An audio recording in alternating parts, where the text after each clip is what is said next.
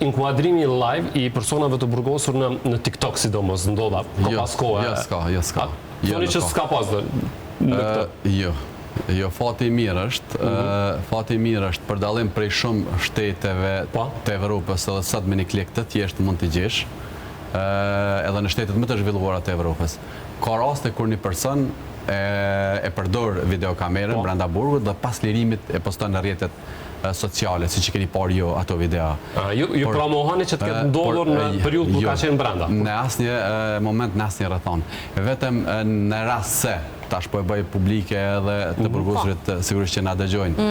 Në rast se vetëm ka një dëshmi që I burgosuri edhe para 2 muaj, edhe para 3 muaj, ka përdorur TikTokun, ka hapur Facebookun, ati personi do të iniciohen procedurat disiplinore. Po flasim për live, sepse në momentin që ai hyj live, basisja bëhet aty për aty, merret telefoni dhe ndiqet edhe në procedurat disiplinore, po edhe penalisht. Por nuk kemi rastet e tilla që në burgjet e Kosovës, nuk e mohoj që nesër mund të ndodhë, por nuk kemi rastet e tilla kur një person hyn live në burg. Natyrisht ka raste kur personi bën video me telefon dhe pas lirimit ato I përdor në rrjetet sociale edhe ato mund të shenë. Ose ja familjarve.